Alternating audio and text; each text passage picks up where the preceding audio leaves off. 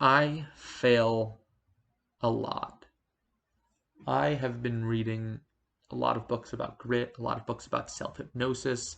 I've been trying to become a better version of myself, and there is a lot to work on. I am still a little bit chubby. I am mortified talking to women I find attractive sober. I am uncomfortable with conflict, and I often avoid it rather than trying to solve it. I cannot be receptive to social situations and to people feeling uncomfortable. And frankly, I am pretty cynical. I tend to view the world through a less than serene eye. I tend to think that people oftentimes exaggerate their motivations, which as a result leads to me being less trusting. I feel like I struggle to fit into certain groups and to certain types of dynamics, which as a result makes me a difficult person to interact with sometimes. And I kind of wanted to get this off my chest because I recognize a lot of my weaknesses and I want to improve them, but I also need to become aware that you can't always change the cards you're dealt. And though you can work on it and play around a lot of them, some of them are going to remain weaknesses. And that's something that I have to accept about myself. Welcome to the machine. This is Insecurity Hour. Just kidding. This is another night of talking about my feelings and what I've been doing recently. So I thought I would give a little bit of an update towards the sorts of books that I've been reading and the sort of strategies I've been doing to implement self-improvement and self-growth. So one of the things I've been trying to do to become a little less cynical is I have been getting regular sleep. I often feel I'm a highly motivated person, and as a highly motivated person, I can sometimes fail to enjoy the relaxed, comforting things. Getting less sleep tends to be bad for emotional regulation, which means that conversely, getting more sleep means I'm more likely to be able to deal with challenging situations.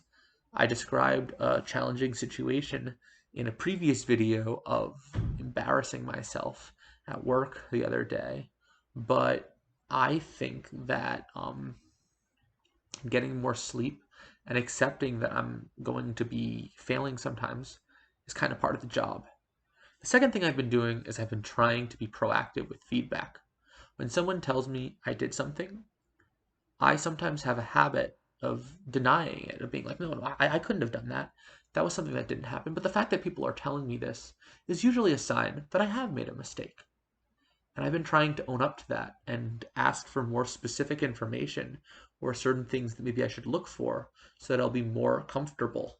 One of the big reasons that I moved halfway across the country is so that I would be able to experience a different set of people, a different culture, and as a result, I would become more attuned to other people and their needs. At the same time, I kind of feel like I'm talking to strangers, much like Malcolm Gladwell's last book, where he points out that sometimes we think that we understand people because of the mannerisms that we're used to, but because we are often in new locations, we don't exactly understand what people are trying to say.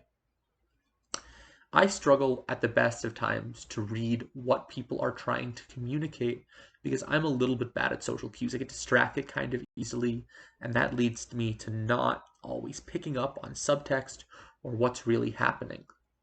I think this might be one of the reasons why I struggle to fit into groups, but I aspire to become more comfortable with this subtext by asking people when they are upset with me what I should be doing differently so that I can have a clearer idea of what I can do.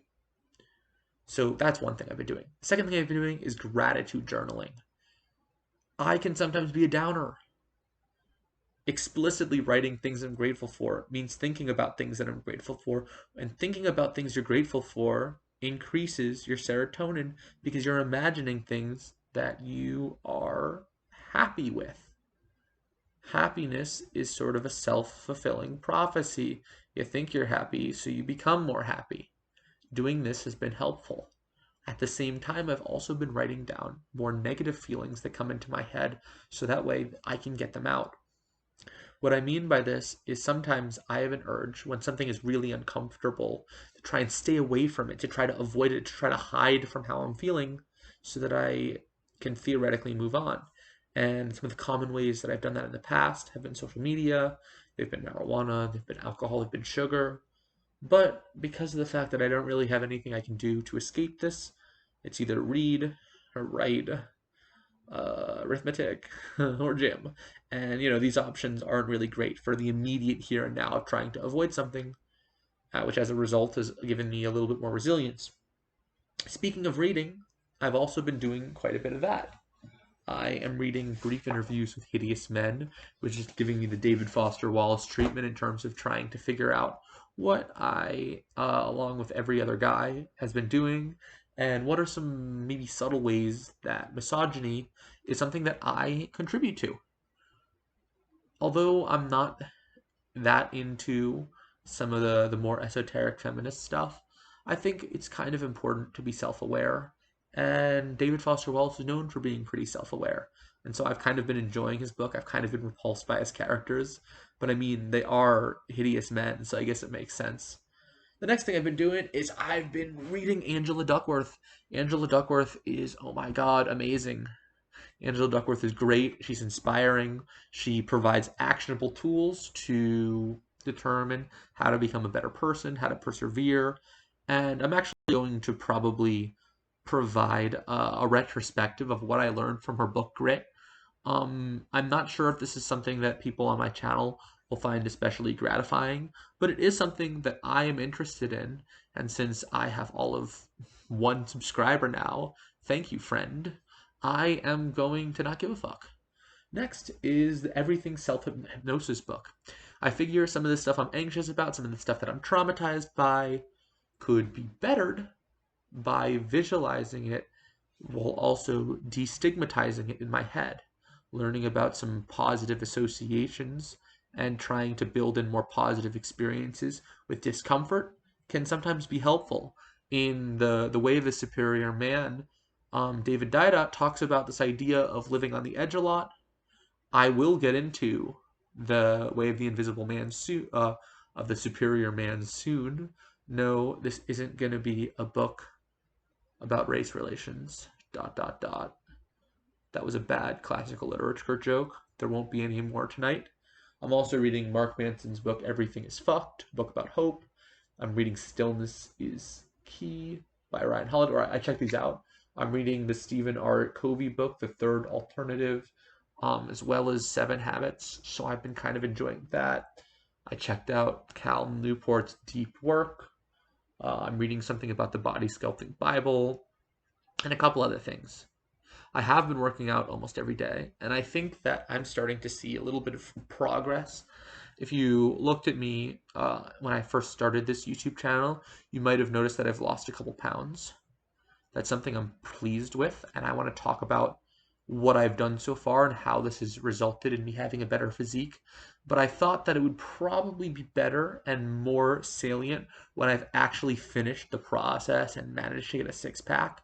But I'm not sure I'm going to stop what I'm doing after I do that because I found a lot of this sculpting of my body, a lot of these muscles that I'm gaining to be internally gratifying as opposed to something that will only feel good when I've reached an accomplishment. When I did really competitive debate, I noticed although I was originally enticed by the idea of getting to a goal, after I got to the goal, I still liked doing the thing. And so I didn't really care as much about the goal, but I decided to try to beat myself and become better than I ever was before. I think I'm probably going to do that with weightlifting. And I'm looking forward to seeing how that transpires. So far, what we've checked off is regular exercise, reading, and gratitude journals. The other thing I've been trying to do is I'm trying to be more honest with people about how I feel about things. Oftentimes, I use palliatives so that I don't have to tell people that I think their ideas are stupid or that I disagree with them. I think I can be diplomatic while being a little bit more honest. The other day at work, somebody invited me to a church gathering. I don't really like churches. I find them a little bit boring and a little bit uncomfortable and stiff. Instead of being like, oh yeah, sure, I'll go, or making up some dumb excuse as to why I wouldn't want to go, I waited a couple minutes, I thought about it, and then I told the guy, hey, look, you seem cool, but I'm not really interested in church stuff. Let's hang out some other time though. Um, I was a little bit worried that how he would respond would be negative, because I pretty much told him I didn't like something that was probably a big part of his life. But I think it's almost refreshing to hear honesty, even when it's not something you directly want to hear. I've been trying to be more honest in general, and I think people are broadly appreciative of it, even if in the second they don't like it, because of the fact that you are demonstrating that you're the sort of person who will give them truth.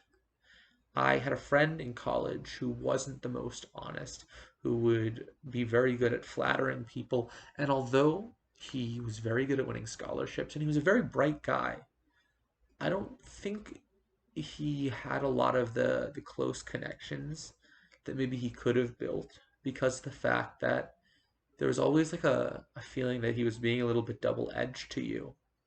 And that's kind of upsetting because he was a really smart and cool guy. And had he said his actual opinions about a lot, I think people would have liked him a little bit more.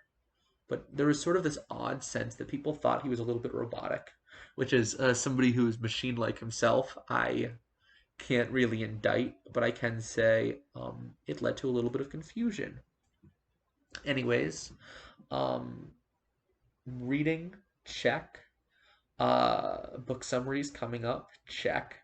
Organized book summaries, because I definitely don't think You're Not Listening was good note taking, and I want to actually do something that will be of use to the people in this channel. I want people to be able to follow along.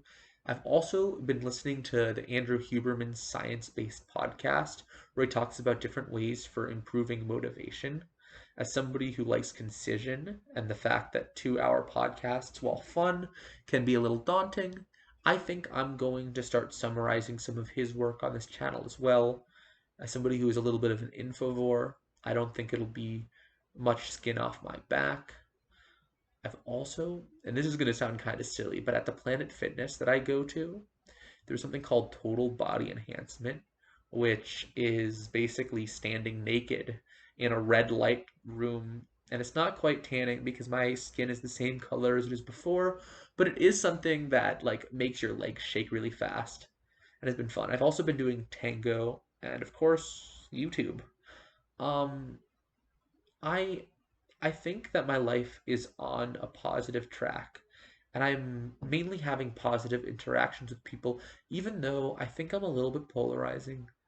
But I kind of like being a little bit polarizing. When I make jokes and I kind of express who I am, I think I get to sort of have a sense about how people see me, and I don't have to sort of hide about that. I don't have to like, pretend like I like things I don't like. I've been referencing Patrick Bateman a lot recently with my reservations at Dorsia, or the fact that Paul Allen's business card is going to be better than mine. And I was in a group of all women for my presentation that I absolutely flunked the other day. But I guess I know going forward that we have different interests, and I should be cognizant of that. Anyway, thanks so much for listening to The Machine. This has been a slight retrospective and kind of like a month update about where I'm at. I will also be talking a little bit more about what I've specifically been doing to be productive at work, but I think that's not really something pertinent to self improvement broadly. Thanks for listening.